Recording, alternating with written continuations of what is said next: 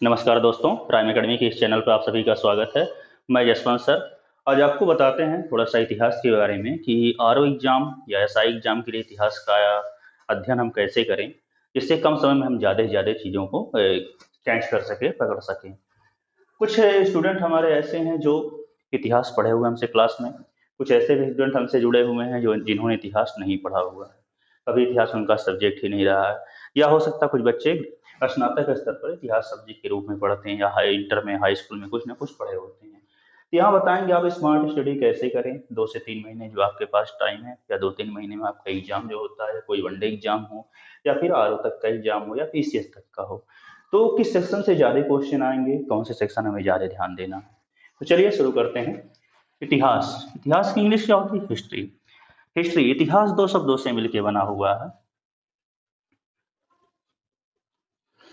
इति धन, ह धन आश, अर्थात ऐसा ही हुआ होगा, ऐसा ही हुआ होगा। ठीक। जिस घटना के बारे में प्रत्यक्ष प्रमाण मिले, जिस घटना के बारे में प्रत्यक्ष प्रमाण मिले या जिस घटना के बारे में यह कहा जा सके कि निश्चित तौर पर ऐसा ही हुआ होगा, उसे इतिहास के रूप में जाना गया है। यहाँ ये चीज ध्यान रखना हो आपको कि भारतीय सभ्यता में इतिहास और संस्कृत दो अलग अलग सेक्शन हो जाते हैं। इतिहास और साहित्य दो अलग अलग सेक्शन हो जाते हैं।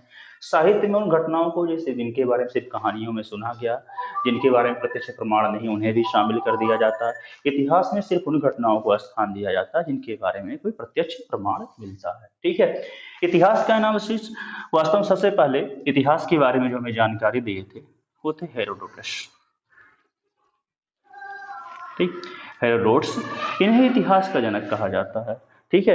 हालांकि इनका जो विवरण था काफी हद तक अनुश्रुतियों और अफवाहों पर आधारित था, लेकिन इतिहास के बारे में सबसे पहले इन्होंने एनालिसिस किया, इसलिए इतिहास का जनक हेरोडोट्स को कहा जाता है। इतिहास को हम अपने कंपटीशन के पॉइंट ऑफ व्यू से, वनडे एग्जाम की दृष्टि से हम चार भागों में डिवाइड कर लेते हैं। चार भाग: प्राचीन इतिहास, मध्यकालीन इतिहास, आधुनिक इतिहास, स्वतंत्रता आंदोलन। मोस्टली बुकों में, 99% बुकों में आधुनिक इतिहास, स्वतंत्रता आंदोलन को एक ही सेक्शन मान के पढ़ा जाता है, लेकिन कंपटीशन के पॉइंट ऑफ व्यू से इन्हें दोनों को हम अलग अलग पढ़ाएंगे। इसके अतिरिक्त देखा जाए पीसीएस और कह सकते हैं यूपीएससी और यूपीपीएससी के एग्जामों में कहीं कहीं विश्व का इतिहास भी कुछ तथ्यों को इन्वॉल्व किया जाता है, लेकिन अभी वहां चर्चा हम विश्व के इतिहास की नहीं करेंगे। तो प्राचीन इतिहास से लेके स्वतंत्रता आंदोलन तक हम किस सेक्शन को पहले पढ़ें और कौन से सेक्शन को बाद में पढ़ें, एक ओवरव्यू सारांश देख लीजिए आप, फिर बाद में जो सेक्शन पढ़ना होगा उसके हिसाब से बात करते हैं। प्राचीन इतिहास 2350 बीसी से लेकर 712 एडी तक माना जाता है। 2350 बीसी, बीसी का मतलब होता है बिफोर क्राइस्ट, अर्थात जिसे हिंदी में कहते हैं ईसा पूर्व। ठीक है। ईसा पूर्व, ईसा मसीह के जन्म से पूर्व का जो ईयर था, ठीक है, उसे हम बीसी के रूप में, बिफोर क्राइस्ट के रूप में जानते हैं। भारतीय इतिहास में देखा जाए, भारतीय प्राचीन इतिहास में देखा जाए 2350 बीसी तक एनालिसिस करते हैं। ठीक है। ईसा के जन्म से 2350 साल पहले तक। और 712 एडी, एडी का मतलब होता है एन्नो डोमिनी। एन्नो डोमिनी फ्रेंच लैंग्वेज में अर्थात कह सकते हैं जिसे हम ईस्वी में का ईस्वी बोलते हैं। ठीक है, ईस्वी, उसी को हम एडी लिखते हैं, अर्थात ईसा मसीह के जन्म के बाद। ईसा मसीह के जन्म से 2350 साल पहले से लेकर 712 साल बाद तक का एनालिसिस हम प्राचीन इतिहास के तहत करते हैं। हमारे पॉइंट ऑफ व्यू से अगर देखा जाए कि हम लोग को जो कंपटीशन देने होते हैं, चाहे एसएससी देना हो, रेलवे का एग्जाम देना हो, और साथ साथ कह सकते हैं यूपी ट्रिपल एससी का, यूपीपीएससी का या यूपीएससी का एग्जाम देना हो, तो इस प्राचीन इतिहास में कहीं भी पढ़ेंगे आप तो सबसे पहले स्रोत क्या है, प्राचीन इतिहास के स्रोत क्या क्या है। ठीक है। या कह सकते हैं पूरे इतिहास का स्रोत क्या क्या है, यह पढ़ा जाता है पहला चैप्टर। इसके बाद दूसरा जो हम पढ़ते हैं हड़प्पा सभ्यता या वैदिक सभ्यता, हड़प्पा सभ्यता, हड़प्पा सभ्यता के बारे में। तीसरा जो चैप्टर पढ़ते हैं हम वैदिक सभ्यता के बारे में, वैदिक सभ्यता। ठीक। इसके बाद फिर बौद्ध धर्म, जैन धर्म आता है, बौद्ध धर्म और जैन धर्म। ठीक। फिर महाजनपद का उदय, महाजनपद का उदय। इसके बाद फिर मौर्य काल की तरफ चलते हैं, मौर्य काल, मौर्योत्तर काल, गुप्त काल, गुप्तोत्तर काल। ठीक, ये कह सकते हैं जितने शार्ट में कर सकते हैं। इसमें बहुत से छोटे छोटे चैप्टर ऐसे हैं जिनका जिक्र हम यहाँ पे नहीं किए हैं। ये कह सकते हैं सामान्य सारांश हो गया कि इन चैप्टरों को हमें प्राचीन इतिहास में पढ़ना होता है। किस पे हम ज्यादा फोकस करें, कौन से चैप्टर पे जहाँ से क्वेश्चन आ ही जाए, ठीक है, जहां से क्वेश्चन कहीं ना कहीं आप इन्वॉल्व भी हो जाए, ठीक है। तो देखते हैं हम जनरली, सबसे पहले हड़प्पा सभ्यता, वैदिक सभ्यता, बौद्ध धर्म, जैन धर्म, जनपद का उदय, मौर्य काल, मौर्योत्तर काल, गुप्त काल, गुप्तोत्तर काल। जो लोग हमसे क्लास में पढ़े हुए हैं उनसे वो कह सकते हैं क्लास में कहीं ना कहीं ये सब चीजें बताएगी। जो लोग नहीं पढ़े हुए या उनके पास जो बुक है, लुसेंट टेक्स्ट बुक सभी के पास होती है या कोई भी अन्य बुक है, किस चैप्टर को ज्यादा इंपॉर्टेंस देंगे। मान लीजिए उनको 1 महीने बाद 2 महीने बाद कोरोना काल के एग्जाम ही देना रहे तो किस चैप्टर को ज्यादा वो महत्व दें जहां से क्वेश्चन आ सके। हड़प्पा सभ्यता से कम क्वेश्चन टेकअप होते हैं, वैदिक सभ्यता से क्वेश्चन हर हाल में टेकअप ही होते हैं, बौद्ध धर्म जैन धर्म से भी क्वेश्चन टेकअप होते हैं, ठीक है। इसके अतिरिक्त मौर्य काल और गुप्त काल, यही 2 3 4 चैप्टर ऐसे हैं जब आप स्मार्ट स्टडी करते हैं कि हम कम समय में 2 4 10 दिन में ही पढ़ सकें, इसको कवर कर सकें, तो वैदिक सभ्यता, बौद्ध धर्म जैन धर्म, मौर्य काल और गुप्त काल। हालांकि इतना पढ़ने से आपका प्राचीन इतिहास कवर तो नहीं होता पूरा, लेकिन इन चैप्टरों को आप पहले इंपॉर्टेंस देंगे, पढ़ते चले जाएंगे। ऐसा कुछ नहीं है कि आपको समझ में नहीं आएगा, या आप चाहते हैं इससे भी बचना चाहते हैं कि अगर देखा जाए जैसे आरओ का एग्जाम होता है तो कभी कभी 2 क्वेश्चन 3 क्वेश्चन ही प्राचीन इतिहास से टेकअप होते हैं, या कुछ कुछ एग्जाम ऐसे भी होते हैं जहाँ प्राचीन इतिहास से क्वेश्चन आते ही नहीं है।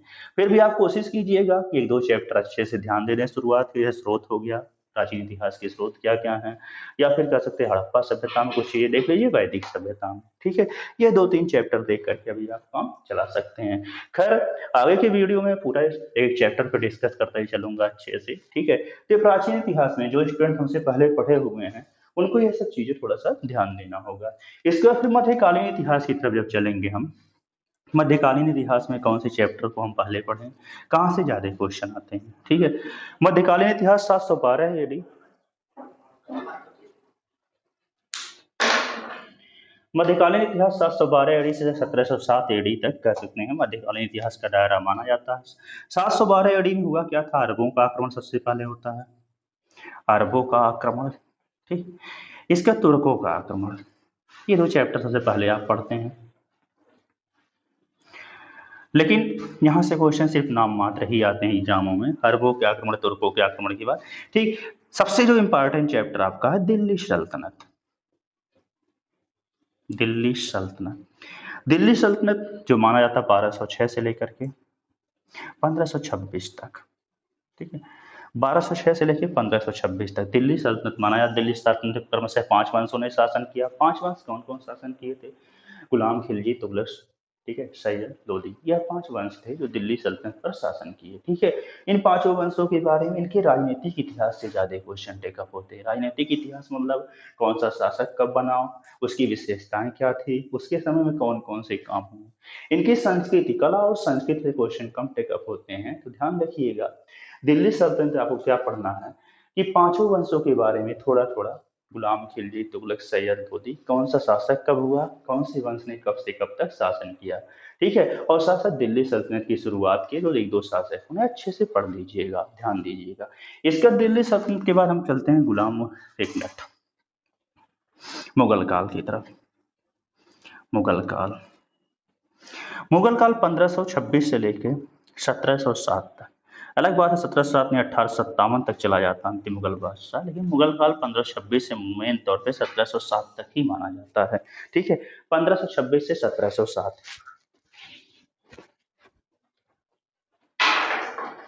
यह मुगल काल का ड्यूरेशन है 1526 से लेकर 1707। मुगल काल में कौन कौन से शासक हुए थे, सबसे पहले बाबर आएगा, हुमायूं आएगा, फिर अकबर होगा, अकबर के बाद जहांगीर, जहांगीर के बाद शाहजहां, शाहजहां के बाद औरंगजेब।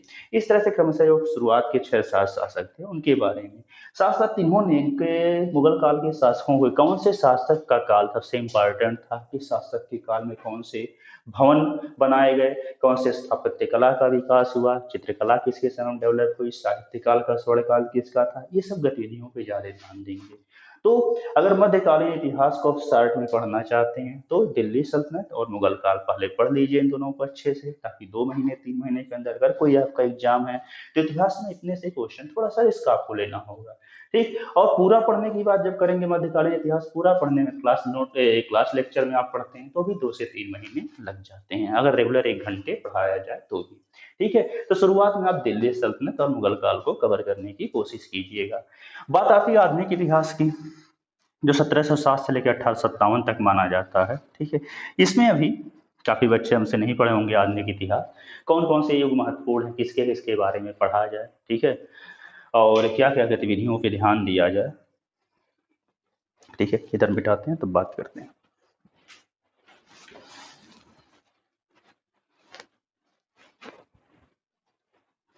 आधुनिक इतिहास के बारे में क्या क्या हम पढ़ें, कौन कौन तथ्यों को ध्यान दें जहां से क्वेश्चन हमारे टेकअप हो सके। या सबसे पहले आप पढ़ना होगा सिख धर्म के बारे में। ठीक, सिख धर्म, ठीक, और इसके अतिरिक्त सिख धर्म का उदय कैसे हुआ, सिख धर्म के महत्वपूर्ण गुरु कौन कौन से हुए, और सिख धर्म के कह सकते हैं कि कितने गुरु हुए, कौन कौन सी गतिविधियां संपादित हुई, यह पढ़ेंगे। शिवाजी के बारे में पढ़ेंगे, ठीक है, मराठा साम्राज्य के बारे में, मराठा साम्राज्य, ठीक है, और साथ साथ पढ़ेंगे छोटे छोटे शक्तियों का उदय हुआ बंगाल, ईस्ट इंडिया कंपनी और बंगाल राज्य के बारे में। ठीक है, ईस्ट इंडिया कंपनी, बंगाल राज्य, ये 2-3 चैप्टर ऐसे हैं जो शुरुआत में आप देख सकते हैं, आपको आसानी से समझ में आ जाएगा। इन सब चीजों को आप ध्यान रखिएगा अच्छे से। ठीक है, तो सिख धर्म और मराठा साम्राज्य, वो तो वीडियो करना बेटा यहाँ पे वो तुम कर क्या रहे थे लामो चाय पी ले बाबू, ला फिर तू ले मर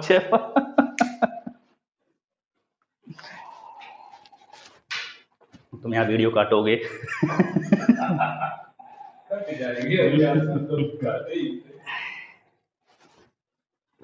जब मार्कर उठाए हैं तब भी काट देना। नहीं वो सही उतना चलेगा। चलिए बात करते हैं आधुनिक इतिहास के बारे में। आधुनिक इतिहास 1707 से लेकर 1857, अर्थात कह सकते हैं मध्यकालीन इतिहास का लगभग। मुगल काल कमजोर पड़ रहा था, अंग्रेजों का धीरे धीरे उदय हो रहा था।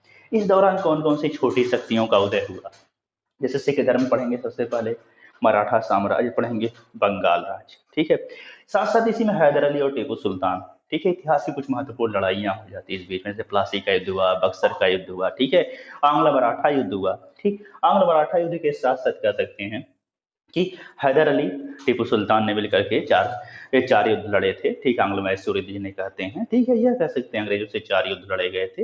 इनके बारे में भी हम जिक्र करेंगे, लेकिन अभी आपको क्या पढ़ना है कि सिख धर्म, मराठा साम्राज्य, बंगाल राज्य, यह 3 चीज आप देख लेंगे आधुनिक में। बाकी चीजों को छोड़े रहिएगा।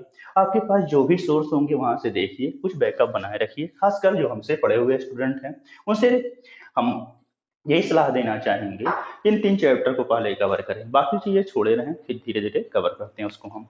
इसके बाद बात करते हैं स्वतंत्रता आंदोलन के बारे में। ये सबसे महत्वपूर्ण, सर्वाधिक क्वेश्चन टेकअप। अगर देखा जाए पिछले 10 सालों में तो इतिहास में सबसे ज्यादा क्वेश्चन अगर कहीं से आते हैं स्वतंत्रता आंदोलन से आते हैं। स्वतंत्रता आंदोलन जो 1857 से लेकर 1947 तक के इतिहास को वर्णित करता है। 1857 की स्वतंत्रता संग्राम से ही जोड़ा जाता है स्वतंत्रता आंदोलन। तो इस दौरान कह सकते हैं यहाँ से सबसे ज्यादा क्वेश्चन, इस दौरान घटित घटनाओं पे सर्वाधिक क्वेश्चन पूछे जाते हैं। 1857 की क्रांति, ठीक है, अगर मान लीजिए चैप्टर आपको कुछ सोर्स नहीं मिल रहे हैं, जो कि आपके पास जो भी मटेरियल होंगे जैसे लूसेंट और सब बुकें, वहां पर 1857 क्रांति बहुत ज्यादा डिटेल में नहीं दिया हुआ, या फिर कह सकते हैं आप एसएससी एग्जाम देना चाहते हैं तो आपके पास इतना टाइम नहीं है बैठ कर 1857 की क्रांति को आप 4 दिन 5 दिन पढ़ें। ठीक है, तो जितना लूसेंट में दिया है क्रांति की गतिविधियां कहाँ कहाँ संपादित हुई, कौन कौन से, उससे कह सकते हैं क्रांति का नेता कौन था, और साथ साथ किस किस डेट में क्रांति कहाँ है, इतना देखिए। प्रमुख नेता कौन थे, प्रमुख बुकें कौन लिखी गई, और साथ साथ प्रमुख स्टेटमेंट इस क्रांति से संबंधित क्या है। तो यह छोटे एग्जामों के लिए हो गया। पीसीएस के लिए पढ़ना, आपको आरओ के लिए पढ़ना, थोड़ा इसे डिटेल में जानना होगा 1857 क्रांति, इसे हम आगे बताएंगे। इसके बाद आता भारतीय राष्ट्रीय कांग्रेस का उदय। भारतीय राष्ट्रीय कांग्रेस, भारतीय राष्ट्रीय कांग्रेस का उदय जो हुआ था, ठीक है, यह कह सकते हैं 1885 में उदय होता है।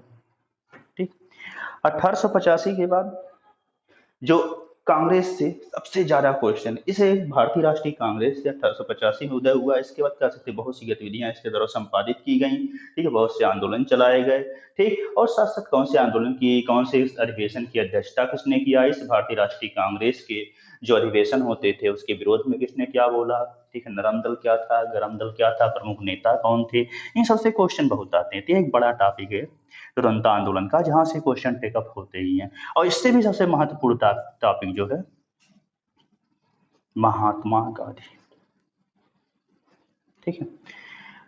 देखिए, हम अपने लेक्चर में महात्मा गांधी के बारे में अलग से थोड़ा सा बताएंगे। इनका जन्म कब हुआ, ये वकालत के लिए ब्रिटेन कब गए, वहां से अफ्रीका कब गए, भारतीय राष्ट्रीय कांग्रेस को कब ज्वाइन किए, भारतीय राष्ट्रीय कांग्रेस तरफ से पहला आंदोलन कब किए, और साथ साथ भारतीय राष्ट्रीय कांग्रेस की अध्यक्षता इन्होंने कब किया, और त्यागपत्र कितनी बार दिया, कौन कौन से आंदोलन संपादित किया, गांधी जी का पहला आंदोलन कौन था, और साथ साथ कह सकते हैं गांधी जी लास्ट तक कौन कौन सी गतिविधियां संपादित किए, कौन कौन सा स्लोगन इनके द्वारा जारी किया गया, पुस्तकें कौन सी लिखी गई, या किस किस सम्मेलन में उन्होंने भाग लिया। तो महात्मा गांधी, अगर मान लीजिए आप कुछ भी नहीं पढ़ते हैं स्वतंत्रता आंदोलन में, तो महात्मा गांधी के बारे में अच्छे से पढ़ लिया जाएगा, ठीक है, एक दो पेज अच्छे से पढ़ लिया जाए। एक लेक्चर हम गांधीगिरी पे रखेंगे, अर्थात महात्मा गांधी के बारे में पूरी चीजें बताएंगे।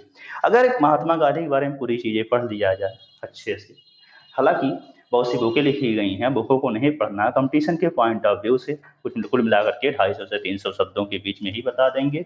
उतने से हर एग्जाम में आपके 1 से 2 क्वेश्चन आ ही जाने हैं, महात्मा गांधी पे क्वेश्चन पूछा ही जाना है। हर एग्जाम में 1 या 2 क्वेश्चन आने ही हैं, चाहे वो पीसीएस का एग्जाम हो, चाहे आरओ का एग्जाम हो, चाहे प्रोटिकल एससी को एग्जाम कराए, और चाहे कह सकते हैं एसएससी के पेपर हो या रेलवे के पेपर हो। मोस्टली एग्जामों में अगर स्वतंत्रता आंदोलन से क्वेश्चन आते हैं तो गांधी से जुड़े एक आध क्वेश्चन जरूर पूछे जाते हैं, इसलिए इस टॉपिक को हम अच्छे से आपको 1-2 लेक्चर में बता देंगे। इसके बाद आती है, इसके बाद हम स्वतंत्रता आंदोलन में और क्या चीजें पढ़ेंगे।